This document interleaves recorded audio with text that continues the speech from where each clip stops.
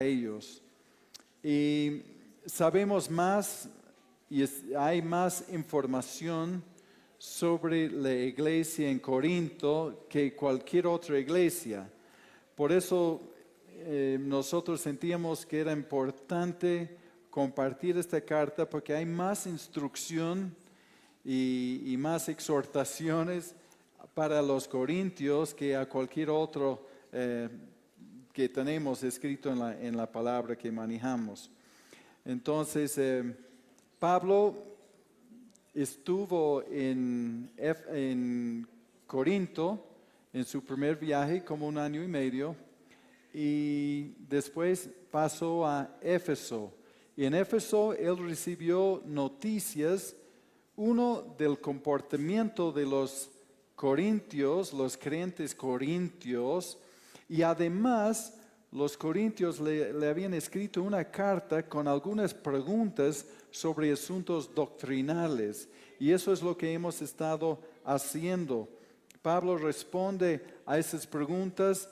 Pablo ama a los creyentes corintios, pero también eran creyentes bastante problemáticos, inmaduros, tenían sus mezclas con el paganismo, arrastraban cosas tradicionales y bueno, simplemente tenían muchas dificultades y bueno, después ya llegamos a la segunda carta donde vemos que ellos han ido detrás de los predicadores, de lo que dicen en algunas traducciones los superapóstoles, ¿no? Que eran muy carismáticos, pero carecían de doctrina buena.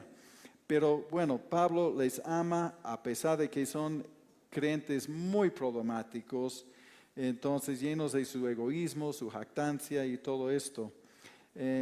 Pablo enfatiza la unidad del cuerpo, que los miembros deben complementar a uno a los otros, todo deben hacer para edificación, deben ser motivados por el amor ágape, el amor sin condiciones, incondicional.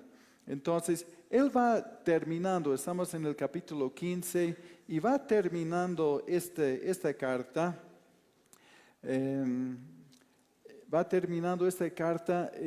destacando la importancia del Evangelio, y que este Evangelio es totalmente confiable por el hecho de la resurrección de Cristo, y él presenta algunas evidencias sobre esto, ¿no? También es entendido por lo que escribió que este Evangelio solo beneficiará a los que lo reciban, ¿no? Y perseveren en ello, ¿no? Y eso es confiable, fue profetizado, fue determinado por Dios en el Antiguo Testamento, es comprobable, hay pruebas para mostrarnos que esto sí es verdad, y eso nos da esperanza, y eso cambia vidas, ¿no? Como vemos de las vidas de Pablo, de Pedro, los otros discípulos, y también entre nosotros, nuestras vidas, por consecuencia del Evangelio, deben ser diferentes. Si no, hay que analizar, hay que hacer una examinación de cómo estamos. Pablo también dice, si no resucitó Jesús, entonces no tiene sentido nuestra predicación, no tiene sentido estar reunidos hoy día. Vana es nuestra fe y estamos en nuestros pecados aún sin esperanza. Y los que murieron en Cristo perecieron, ya no hubo esperanza para ellos. Pero termina esta parte en el versículo 20, donde dice, pero sí, Cristo resucitó. Sin lugar a duda, Cristo resucitó. Y vamos a volver a 1 Corintios 15, versículo 20, que dice, mas ahora Cristo ha resucitado de los muertos, primicias de los que durmieron es hecho. Bueno, cuando dice durmieron, estamos entendiendo, como utilizan esta palabra en toda la palabra, que han muerto. de los que murieron, ¿no? Primicia de los que murieron es hecho. Cristo ha resucitado de los muertos. Primicias de lo que durmieron es hecho. Debemos descansar confiados y esperanzados en esta verdad. Y el título del mensaje es La resurrección de Jesucristo y la nuestra. Entonces, Pablo ya mostró en los pasajes anteriores que sin duda Cristo resucitó. Y cuando utiliza esta palabra primicias, en el idioma original está hablando específicamente de la ofrenda de los primeros frutos. Entonces, Cristo ha resucitado de los muertos, primicias, Cristo, primicias, la ofrenda de los primeros frutos que en el Antiguo Testamento presentaban delante del sacerdote, presentaban un manojo de cebada, generalmente porque la cebada maduraba más antes que las otras cosechas del trigo, etc. Entonces presentaban, como dice, una gavilla de esa primera cosecha, y no podían ellos comer nada de la cosecha sin haber hecho esta presentación de sus primeros frutos, junto con el cordero de un año, sin mancha, sin defecto, con algunos cereales, con aceite y otras cosas quemados, para ofrecer esto como un anticipo de lo que esperaban en el resto de la cosecha, esperando la bendición. Eso nos habla, o podemos ver simplemente un versículo en Levítico 23, versículo 10, donde dice: habla a los hijos de Israel y diles, cuando hayan entrado en la tierra que yo les doy, y cieguen sus mies, traerán al sacerdote una gavilla por primicia de los primeros frutos de su siega, de la cosecha. Entonces ese sacerdote ofrecerá esta gavilla o este manojo de espigas como una representación de lo que esperan en el resto de la cosecha, junto con el cordero y las otras cosas en sacrificio. Entonces, como la primera porción de la cosecha en el Antiguo Testamento anticipaba la cosecha completa aún por venir. Y Pablo utiliza este ejemplo de Cristo y su resurrección como primicias, como el anticipo,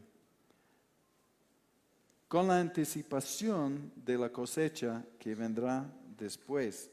Entonces la resurrección de Jesús anticipaba la resurrección completa que vendrá para todos aquellos que están en Cristo. Y nos dice que seremos levantados con un cuerpo nuevo, un cuerpo como de Él. Nos da una palabra de esperanza, una promesa y esperanza que resucitaremos con un cuerpo glorificado como Él, como dice en Romanos 6:5, porque si fuimos plantados juntamente con Él, con Jesucristo, en la semejanza de su muerte, así también lo seremos en la de su resurrección. Entonces tendremos un cuerpo glorificado. Y es significativo que Jesús resucitó de los muertos el día exacto de la fiesta de las primicias, donde presentan los primeros frutos. El domingo de resurrección, después del sábado, entonces es la fiesta de las primicias, el día después del sábado de la Pascua. Entonces, esta palabra nos da esperanza porque Cristo pagó nuestra admisión a la resurrección. Cristo era como el primer fruto, pero con la expectativa, en anticipación de lo que Él tiene para nosotros. Entonces, en el versículo 21, y solo vamos a ir hasta el 34, en el 21 dice, porque por cuanto la muerte entró por un hombre, también por un hombre la resurrección de los muertos. Porque así como en Adán todos mueran, también en Cristo todos serán vivificados, pero cada uno en su debido orden. Cristo las primicias, luego los que son de Cristo en su venida. Así que en Adán todos fueron contaminados con la muerte. La paga del pecado es la muerte, todos pecaron y están destituidos de la gloria de Dios. Todos nacimos en la familia de Adán, una familia que no agrada a Dios y una familia que tiene que ser restaurada. Y entonces en Cristo mueren, o en Adán mueren, perdón, y en Cristo resucitan. Si toda la humanidad fue afectado por un hombre, también toda la humanidad puede ser afectado por un hombre, Jesucristo, en lo que ha hecho en su humanidad, en la cruz. Entonces, todos resucitarán. Eso sí, la Biblia nos aclara que todos resucitarán, pero su destino dependería de lo que hacen con Cristo. Todos se van a resucitar. En Juan 5:29 nos dice, y los que hicieron lo bueno saldrán a la resurrección de vida, mas los que hicieron lo malo a la resurrección de condenación. Habla de la resurrección de vida y la resurrección de condenación, ¿no? Entonces uno tiene, cómo uno va a resucitar dependería de lo que hace con Cristo y su oferta, ¿no? Podemos vivir confiados si hemos aceptado a Cristo como nuestro Señor y Salvador de la resurrección de vida. En Romanos 5, 17 y 18 nos dice, pues si por la transgresión de uno solo reinó la muerte, muchos más reinarán en vida por uno solo, Jesucristo. Entonces, por la transgresión de uno, Adán, de uno solo reinó la muerte, Adán, mucho más reinarán en vida por uno solo, Jesucristo, los que recibieron la abundancia de la gracia y del don de la justicia. Así que como por la transgresión de uno, Adán, vino la condenación a todos los hombres, de la misma manera por la justicia de uno, vino a todos los hombres la justificación de vida. Entonces, de Adán vino la condenación y la muerte, y de Jesucristo la resurrección y la vida, ¿no? Entonces, Jesús es las primicias, como dice, de nuestra resurrección, la garantía, el anticipo, el pago, ¿no? Pero algunos dirán, bueno, Él no es el primero en resucitar de los muertos. Claro, hay algunos ejemplos de otros que han resucitado en la Biblia, ¿no? Como la hija de la viuda en tiempos de Elías, la hija de Jairo, Lázaro, Eutico, que resucitó con Pablo, y otros que han resucitado, pero cada uno de ellos fue resucitado de la muerte, pero en el mismo cuerpo que murieron. No resucitaron en vida nueva, resucitaron en el mismo cuerpo en que murieron para eventualmente morir de nuevo. Entonces, sí, Cristo es las primicias que murió y se levantó, pero con un cuerpo glorificado. Entonces, la resurrección no es solo volver a vivir es vivir en un nuevo cuerpo adecuado para la vida en la eternidad. Entonces, Jesús sí, podemos decir, es las primicias, aunque otros resucitaron solo para morir de nuevo. Pero Cristo abrió una puerta, un camino para nosotros, primicias, para asegurar nuestra resurrección. En versículos 24 y 25 dice, y luego el fin, con entregue el reino de Dios y Padre, cuando haya suprimido todo dominio, toda autoridad y toda potencia, porque preciso es que Él reine, Jesús, hasta que haya puesto a todos sus enemigos debajo de sus pies. Entonces, claro, esos hay que ir y buscando y el tiempo, los tiempos de que está hablando, luego el fin está hablando del final de los 1000 años, del milenio, después de la gran tribulación, donde pondrá fin a todas las cosas del mal en el mundo, ¿no? Entonces, al final del milenio, pero porque en el milenio habrá todavía rebeldía humana, ¿no? Y hay una cantidad de versículos que respalda eso, ¿no? Y suprimiendo todo dominio, todos los enemigos de Dios, el mal, el diablo y la muerte, estarán debajo de sus pies. Es un término que significa una conquista total y definitivo. Eso fue un símbolo que utilizaban los reyes para poner su pie sobre el cuello del enemigo conquistado, para decir que ya es una conquista total. Entonces, después de que Cristo haya restaurado, después de esto, Cristo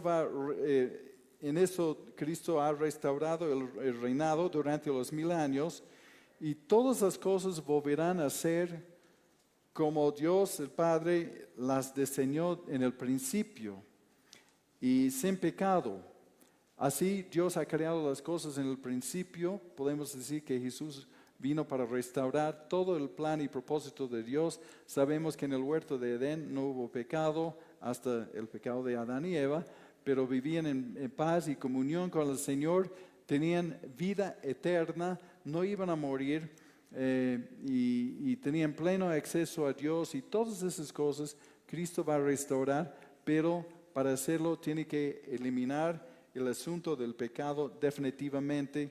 Por eso al final de los tiempos, después de los 1000 años, ya cuando ha conquistado todo, entonces Él entregará esta obra al Padre. En Apocalipsis 11:15 dice, el séptimo ángel tocó la trompeta y hubo grandes voces en el cielo que decía, los reinos del mundo han venido a ser de nuestro Señor y de su Cristo, y Él reinará por los siglos de los siglos. Él reinará por los siglos de los siglos. Entonces, todos los reinos del mundo han venido a ser de nuestro Señor y de Cristo. Entonces, todo eso va a ser resuelto en los 1000 años, ¿no? Después de la gran tribulación. Y cuando la palabra habla del fiel y el verdadero, cuyo nombre es el verbo de Dios, nos dice en Apocalipsis 19:15, nos dice, de su boca sale una espada aguda para herir con ella a las naciones, y Él las regirá con vara de hierro, y Él pisa el lagar del vino del furor y de la ira de Dios Todopoderoso, y en su vestidura y en su muslo tiene escrito este nombre, Rey de Reyes y Señor de Señores. Entonces, durante este tiempo, la iglesia va a reinar con Él. Los creyentes que murieron, los creyentes del Antiguo Testamento también, y los que se salvan en la gran tribulación. Reinarán con Él, pero no pelearán. La batalla es del Señor, no es nuestra. Vamos a reinar con Él durante ese periodo de los 1000 años, pero no, la batalla no es nuestra, es de Él. Y Él va a arreglar todo esto para sujetar y someter a todas las naciones, ¿no? Y dice, de su boca sale una espada aguda para herir con ella las naciones y Él las regirá con vara de hierro y etcétera. Entonces Él va a tomar todo esto y eso es lo que Él va a encontrar del Padre al Padre para decir que ya está terminado, ¿no? Y cuando termina todo el asunto del diablo soltado para causar problemas por un tiempo muy corto y después cuando Él es echado en el lago de fuego, entonces eso sería el fin. Y después del gran trono blanco, cuando se resucitan los que no han aceptado a Cristo, ¿no? Y eso sería la resurrección de la condenación. Yo sé que es un rayazo, no tenemos que entender todo eso 100%, pero mientras uno va metiéndose en esos temas, se va aclarando y bueno, con la luz que tenemos, porque hay también una cantidad de posiciones sobre esto. Pero bueno, no es un tema que depende de nuestra salvación. Entonces, sí, el diablo será soltado para engañar a las naciones por un tiempo corto y después recibirá su golpe definitivo, ¿no? Y después el gran trono blanco, el juicio final y el juicio final. Pero el juicio no para los creyentes, ¿no? El juicio para los no creyentes, ¿no? Y la palabra dice que Él reinará para siempre, ¿no? Y es importante porque aquí dice que Él reinará hasta que, a ver, ¿dónde estamos? ¿No? Porque o es en lo que sigue, estoy adelantando. Pero Él reinará para siempre, porque ahí en lo que vamos a ver es que decía hasta que sea entregado, ¿no? Pero no solo hasta que sus enemigos están puestos debajo de sus pies. Él también va a reinar después de que sus enemigos están puestos debajo de sus pies. Eso es el punto que quería resaltar de esto. En Daniel 7, 13 y 14 dice, miraba yo en la visión de la noche y he aquí con las nubes del cielo venía uno como un hijo de hombre que vino hasta el anciano de días y le hicieron acercarse delante de él. Y le fue dado dominio, gloria y reino para que todos los pueblos, naciones y lenguas le sirvieran. Su dominio es dominio eterno y nunca pasará, y su reino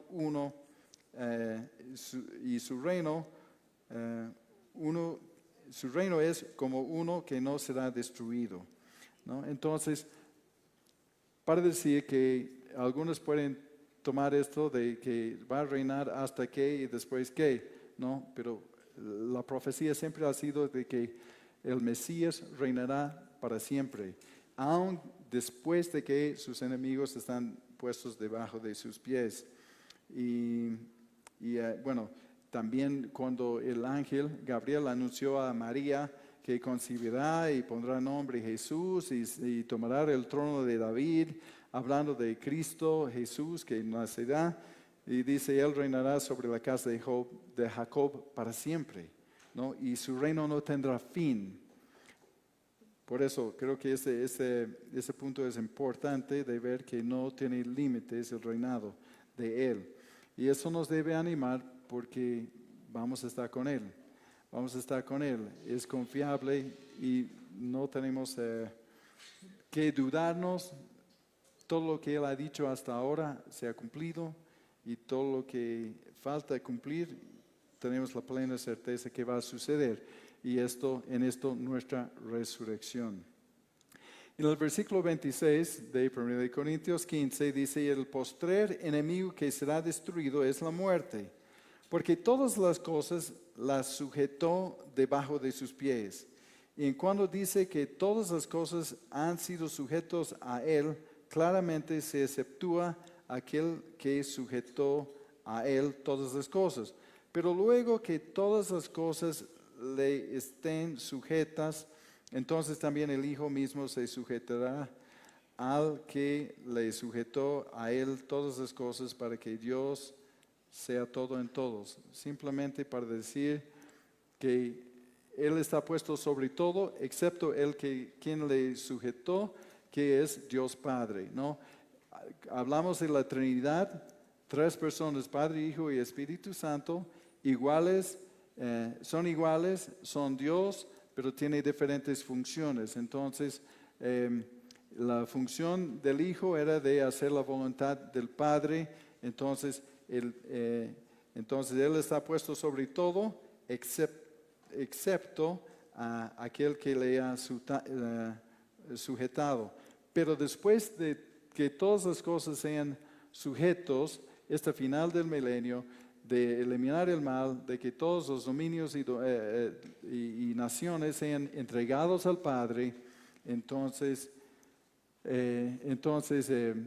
después de la sujeción también y el golpe final al diablo y el juicio del trono blanco y todo ello, la eliminación del mal y del pecado, entonces Él vuelve a someterse, porque Él tiene todo el reinado durante el milenio en lo que concierne la humanidad. Entonces Él mismo, entonces también el Hijo mismo se sujetará al que le sujetó. El Hijo se sujetará al Padre. Es el orden, es simplemente el orden, pero no es que el Hijo es inferior, ¿no? El postrer enemigo que será destruido es la muerte. La muerte estará presente durante el reino milenial, ¿no?, de Jesús. Eso nos dice, si ven algunos versículos en Isaías, que dice el niño vivirá hasta sus 100 años y algo así, pero no vivirá eternamente, a menos que acepte a Cristo, ¿no? Entonces la muerte estará presente durante el reino milenial, pero ese es el último enemigo que será destruido, y la muerte definitivamente es un enemigo. En Hebreos 2:14 dice: así que por cuanto los hijos participaron de carne y sangre, Él, Jesucristo, también participó de lo mismo, para destruir por medio de la muerte al que tenía el imperio de la muerte, esto es, al diablo. Entonces nos dice en esto de Hebreos 2:14 que Jesús, sí, en el momento indicado, después de que el enemigo, el diablo, está atado, echado al lago del fuego y ya eliminado definitivamente, entonces ahí la muerte será destruido, ¿no? La muerte será destruido, ¿no? Cristo quebrantó el poder de Satanás en la cruz, pero Satanás perderá su poder completamente al final del milenio, ¿no? Entonces, yo sé que es difícil encajar y ver y cómo es esto, y nuestro cuerpo resucitado y nosotros con la eternidad, pero vamos a estar junto con otros que no tienen la eternidad. Es simplemente algo que toma un buen tiempo para meditar, estudiar y ver, ¿no? Se sujetará al que le sujetó, ¿no? Nuevamente, la sumisión del Hijo al Padre, Jesús al Padre, no implica ninguna inferioridad, ¿no? Terminando la obra de la restauración, Él entrega el reino al Padre, pero Jesucristo seguirá reinando porque se sujeta al Padre. Y algunos utilizan esos versículos para decir que el Hijo es inferior al Padre, y especialmente algunas sectas que dirán que no, que Jesús es inferior, Jesús no es Dios como el Padre, ¿no? Hay muchos rayazos en eso, hay mucha doctrina rara sobre ese tema, pero sabemos que el Padre y el Hijo uno son. En versículos 29 al 32 dice, de otro modo, ¿qué harán los que se bauticen por los muertos, si en ninguna manera los muertos resucitan? ¿Por qué pues se bauticen por los muertos y por qué nosotros peligramos a toda hora? Les aseguro, hermanos, por la gloria que de ustedes tengo en nuestro Señor Jesucristo, que cada día muero. Si como hombre batallé en Éfeso contra fieras, ¿qué me aprovecha? Si los muertos no resucitan, comamos y bebamos, porque mañana moriremos. Tenemos que, aquí está volviendo el tema, que la resurrección es cierto. Y esos versículos son un poco complejos, especialmente que dice que era ser bautizado por los muertos. Y sabemos que los mormones tienen una práctica de eso, de bautizarse por los muertos, ¿no? Entonces yo estoy en esta fe errada, entonces yo puedo bautizarme por mi abuelo que ha fallecido hace no sé cuánto, ¿no? Y hubo esta práctica en Corinto. Y es un pasaje medio misterioso, controversial, y porque no hay ningún respaldo en ninguna otra parte de la Biblia sobre este tema. Entonces, para la buena interpretación de la palabra, uno no puede tomar un versículo suelto y hacer una doctrina, ¿no? Entonces tenemos que ver qué dice el resto de la palabra, y el resto de la palabra definitivamente no da lugar para que yo pueda bautizarme por alguien que ha fallecido, ¿no? Entonces, esta pregunta no está siendo utilizada, esta pregunta de Pablo no está siendo utilizada para promover esta práctica, sino que está siendo utilizada para cuestionar y desafiar esta práctica, ¿no? Porque algunos sí estaban bautizando a otros en el nombre de alguien que ha muerto. Y Pablo, el punto es que Pablo es que si no hay resurrección, ¿por qué hacen esto? Pablo no dice bautizamos por los muertos. Pablo dice, ¿por qué tenemos nosotros esta práctica de bautizar, ¿no? A algunos por los muertos? Pablo no dice bautizamos. Pablo dice, ¿por qué bautizan, ¿no? Otros? ¿Por qué tienen esta práctica? ¿Por qué ellos lo hacen? ¿Por qué hacen eso? Entonces, Pablo no dice bautizamos por los muertos, sino pregunta, ¿qué harán los que se bauticen por los muertos? Y creo que la mejor interpretación, porque hay varias formas de verlo, pero creo que la mejor interpretación es que se está refiriendo a una costumbre pagana del bautismo por los muertos. Y Pablo menciona la costumbre supersticiosa sin aprobarla. Solo la pregunta, si no hay resurrección, ¿por qué algunos practican esta costumbre? Solo para decir que Pablo, que hasta los paganos creen en la resurrección y ustedes cristianos no. Entonces no está aprobando en absoluto algo sobre el bautizo de bautizarse para otra persona, ¿no? Siempre es en la Biblia trámite personal, ¿no? Tiene que nomás, es individual, ¿no? Entonces, eso prácticamente, ¿no?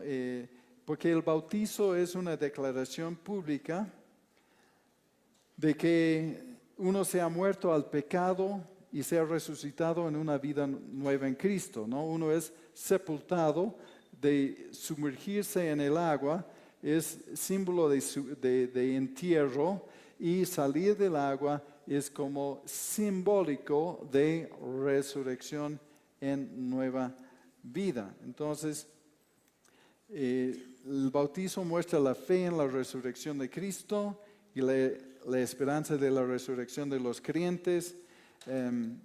La práctica de bautizarse por los muertos en Corinto Es un tema complejo, pero es importante destacar en todo esto que Pablo no enseña ni promueve esta práctica. No está promoviendo esto, pero simplemente está tomando este punto para decir que hasta los paganos creen en la resurrección, ¿por qué ustedes no?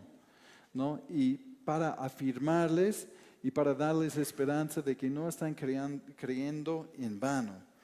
En esto es lo que hemos leído y dice, ¿y por qué nosotros peligramos a toda hora? Si no hubiera resurrección, ¿por qué Pablo arriesga su vida por el Evangelio? Eso es lo que nos está diciendo. ¿Y por qué nosotros peligramos a toda hora? Si no hubiera resurrección, ¿por qué Pablo y sus amigos y sus compañeros arriesgan sus vidas por el Evangelio? ¿No? Y entonces Pablo vivió como él vivía, sacrificadamente, negándose a sí mismo por el Evangelio y por la evidencia de la resurrección. Él creó firmemente en la resurrección de Cristo porque él le vio en el camino de Damasco. Entonces, Pablo creó firmemente en esto y dio su vida por eso. Él dijo, cada día muero, para decir que mi vida está en constante peligro. ¿No? Él vivía al límite por Jesucristo y siempre había gente que quería matarlo. Por ejemplo, y no lo vamos a ver, pero en Hechos 23, cuando él presentó una defensa porque le querían, antes encarcelarle y llevarle a Roma,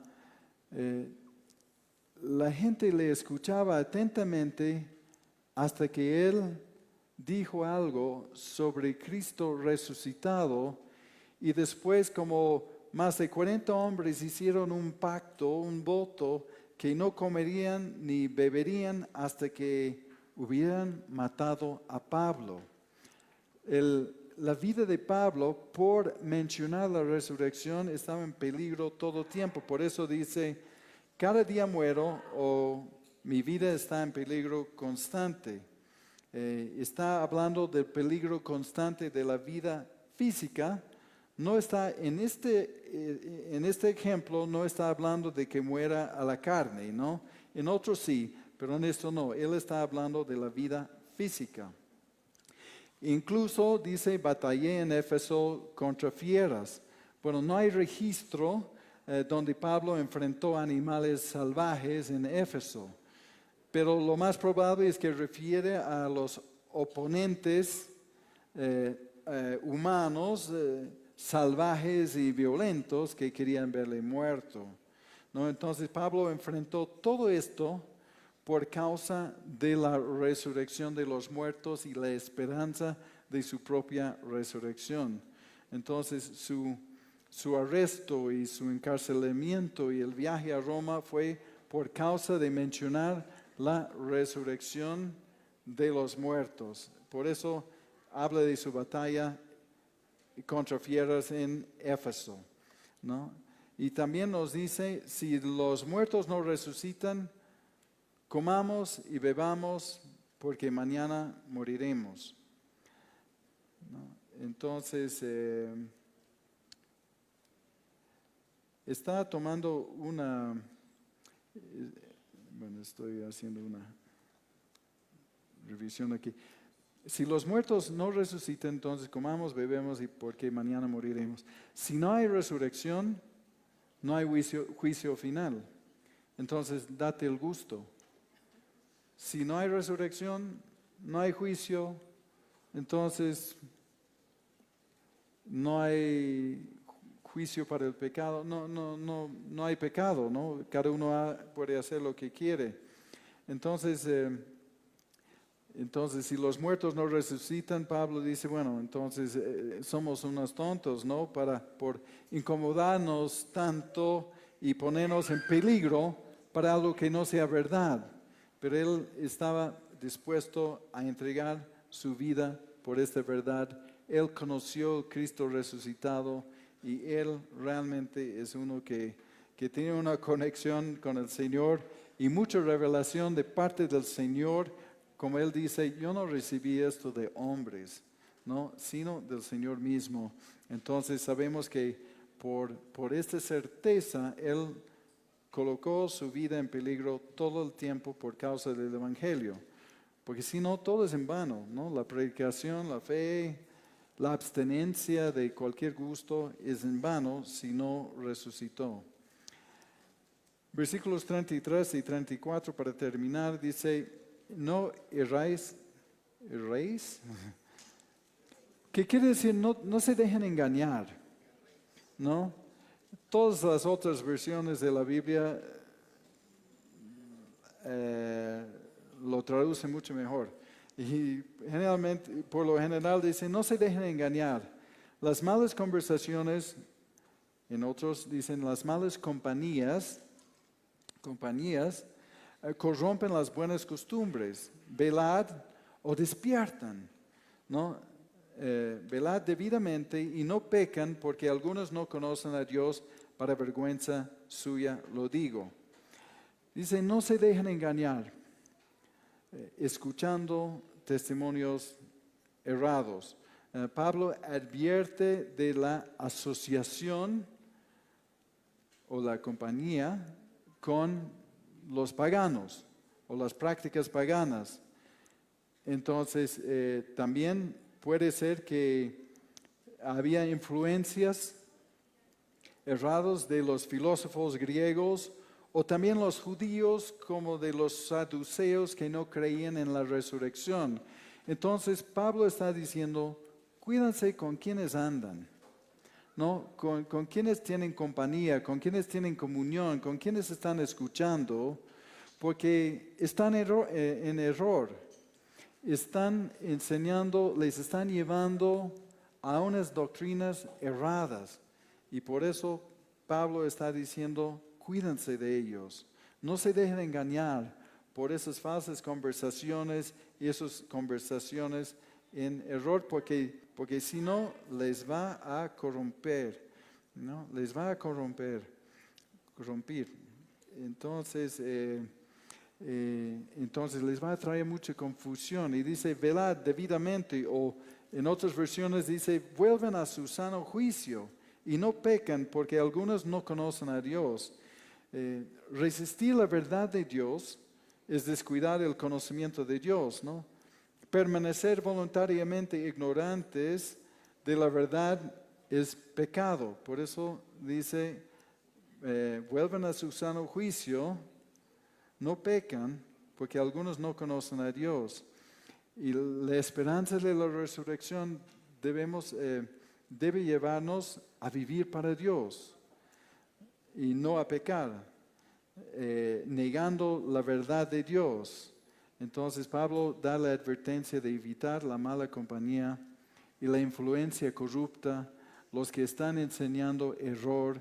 Cuídense de ellos y quédense despiertos, velad debidamente y no pequen, ¿no? Porque esos que le están dando estas informaciones están en error y les va a corromper y les va a confundir. Entonces, para concluir, lo que en esta porción de la escritura que estamos compartiendo hoy día, quisiéramos que vemos esto de que la resurrección de Cristo, de Jesucristo, asegura nuestra resurrección, nos da esperanza, nos da certeza. Pablo nos está diciendo esto, y la esperanza nos da la esperanza de lo glorioso que nos espera.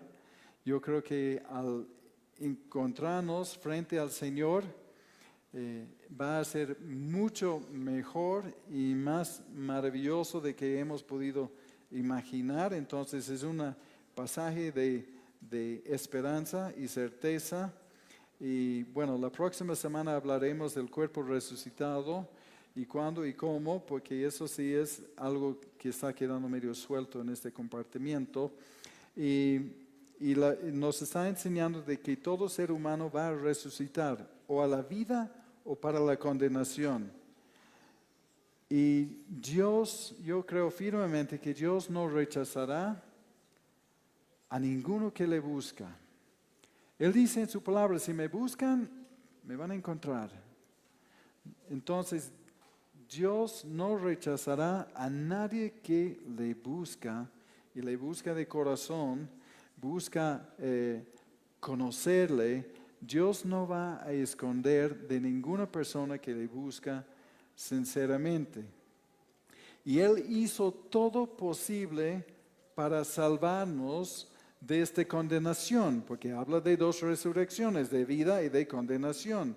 Él hizo todo posible para que evitemos la condenación, pero hay que aceptarlo.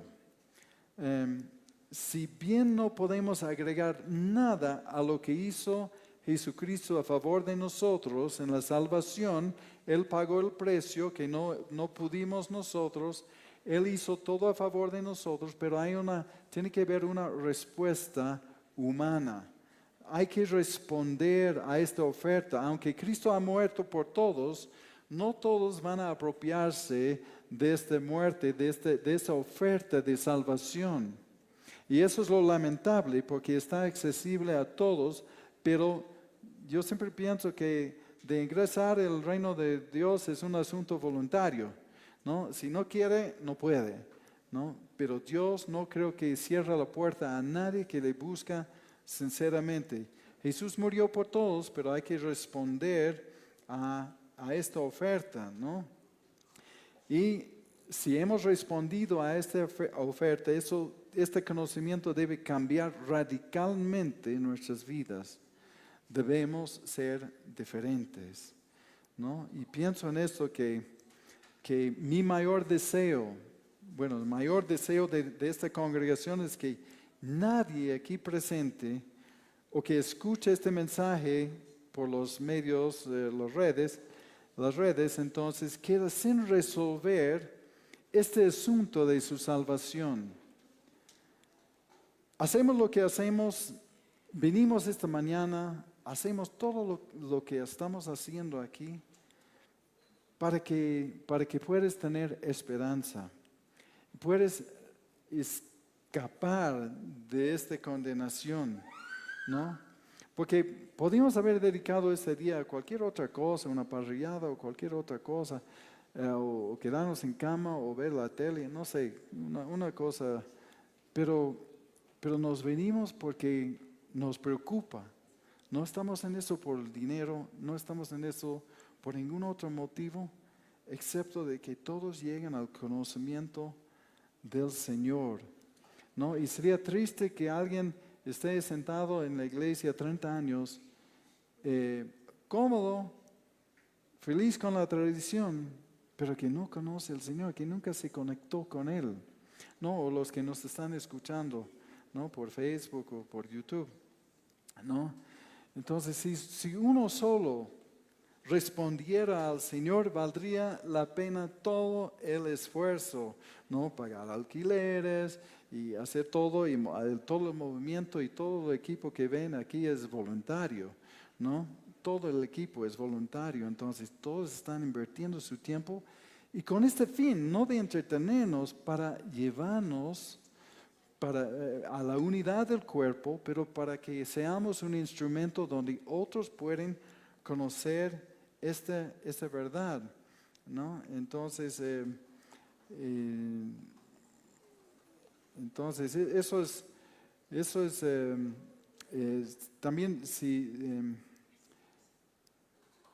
y para los que conocen al Señor, estamos aquí para que podamos capacitarnos para la obra del ministerio, para que estén más firmes. Espero que una palabra como hoy no es para gritar y saltar, aunque uno debe, creo, quizás gritar y saltar sabiendo lo que el Señor hizo por nosotros, pero nos debe afirmar para decir que esto es verdad y tengo que decirlo a otro, tengo que comunicar esta verdad a otra persona, tengo que poner las pilas, tengo que capacitarme más. Y siento que no puedo, entonces tenemos que investigar, meternos con Dios, contar con la ayuda de su Espíritu, ¿no? Como Cuando yo me convertí, no sabía casi nada de la palabra, pero sabía que el Señor me llamó y he compartido la palabra con todos, metiendo la pata 1000 veces, pero creo que el Señor estaba con una sonrisa, ¿no? Diciendo, bueno, ahí está mi hijo, está aprendiendo a caminar y es como nuestros hijos comienzan a caminar, no les reñimos cuando tropiezan, más bien aplaudimos y nos alegramos que están caminando. Y creo que el Señor quiere que seamos así, ¿no? Uno siente incapaz de hacerlo y somos incapaces de hacerlo, ¿no? Y da terror, ¿no? De compartir la palabra con otros, pero orar al Señor, que el Espíritu abre la puerta para insertar algunas palabras, para abrir una conversación y aprovechar las oportunidades para sembrar semillas por lo menos, ¿no? Y compartir esto. Muy bien, eso es lo que deseamos, ¿no? Que realmente todos llegan a este conocimiento, porque de otro modo, una vida religiosa es muy complicada, una vida que no tiene certeza de estas cosas, ¿no? Hoy día vamos a celebrar la Santa Cena, el primer domingo del mes, y vamos a hacerlo en memoria de Él, porque tenemos que recordar cada vez. Podemos distraernos. Mira, como compartí para los israelitas, la fiesta de las primicias durante la Pascua era una oportunidad para mostrar agradecimiento a Dios por todas las formas en que Él les había provisto. Entonces, hemos comenzado con las primicias y lo que significan. Y eso es lo que era el comienzo de la fiesta de las primicias, el día del día domingo de la resurrección. Cristo, nuestra primicia, para asegurar nuestra salvación. Pero cuando los israelitas se acercaban a Dios con su manojo de espigas y con la ofrenda de los primeros frutos, era para agradecer a Dios y para confiar de la bendición futura de la cosecha. Para los creyentes hoy, la Santa Cena es como un recordatorio para recordar todo lo que Cristo ha hecho por nosotros, el alto precio que Él ha pagado al redimir su creación. Y entonces nos da esperanza. Jesús dijo, todas las veces que hagan eso, hazlo en memoria de mí, recordando lo que hizo y recordar lo que ha prometido. Entonces voy a pedir que repartan el pan y el vino. Sí, pueden ponerse de pie. Vamos a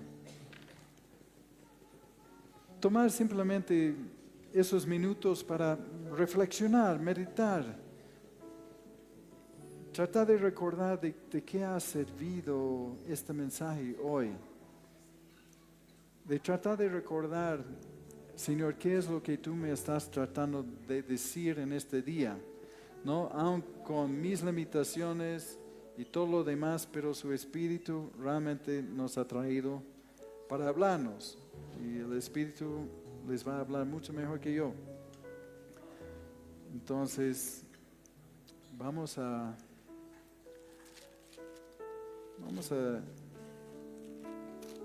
hacer eso. Eso es una de las dos cosas que el Señor dijo que debemos practicar. La cena del Señor, para recordarle, y también el bautizo.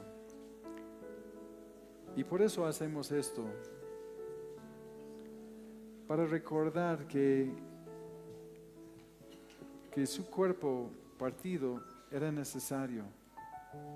De su humanidad, de humillarse tanto para venir a este mundo por amor, a rescatarnos. No tenía que hacerlo, ¿no? Podía haber dicho como en los días de Noé, podría haber dicho, basta, lo vamos a borrar y intentar otra creación. Pero Dios, en su sabiduría y en su amor, envió a su Hijo para rescatarnos de nosotros mismos.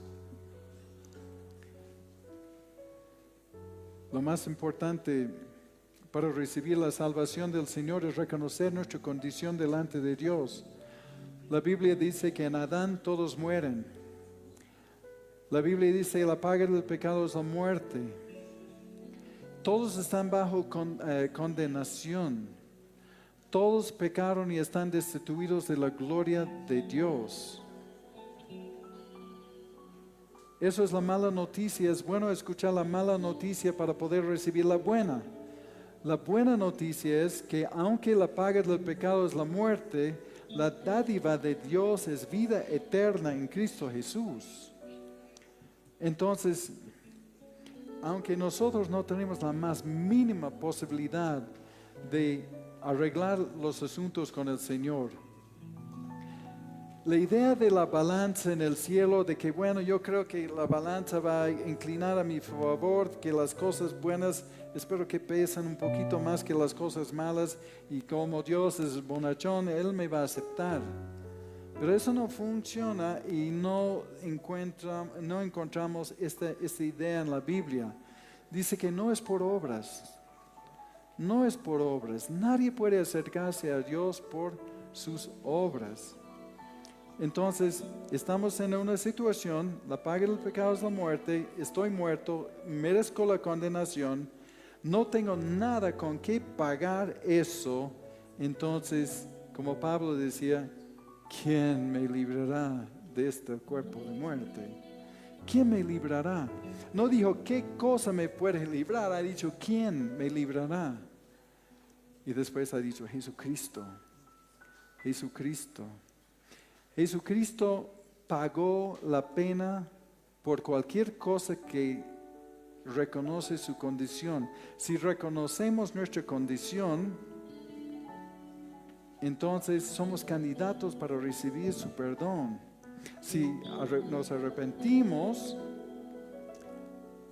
reconociendo nuestra condición, decimos, Señor, vengo ante ti, no tengo nada que darte, no tengo ninguna manera de pagarte.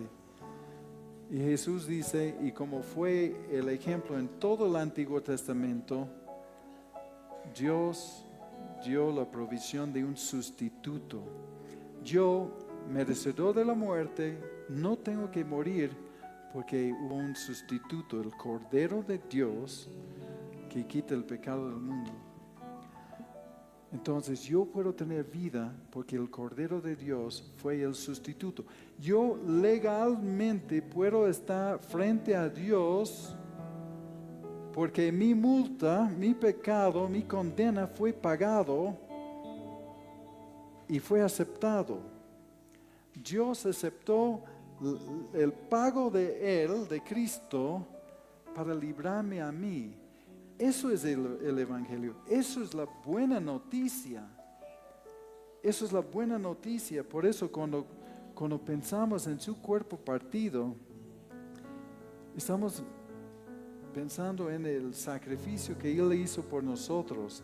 Ese cuerpo fue partido para que Él fuera el sustituto perfecto que Dios ha provisto. Entonces, la noche que el Señor fue entregado, Él tomó el pan y lo repartió entre sus discípulos. Ha dicho, toman, comed esto. Y entonces, eso es mi cuerpo, representación de su cuerpo partido. Eso nunca va a convertir en su cuerpo.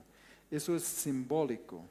Entonces, comeremos el pan, pero con este entendimiento de que su cuerpo fue compartido para ser el sustituto perfecto para que yo pueda tener vida. Entonces comeremos el pan.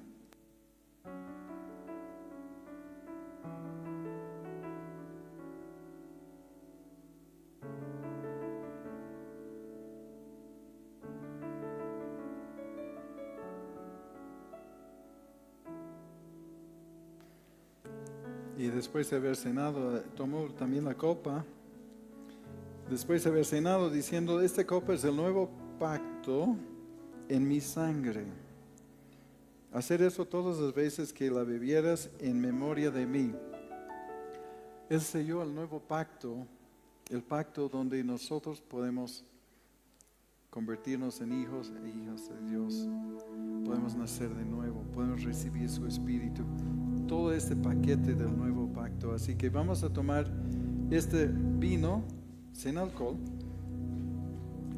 por amor a los que pueden tener una dificultad con eso. Tomaremos esto en memoria de Él, recordando el alto precio pagado por nosotros. Tomaremos esto.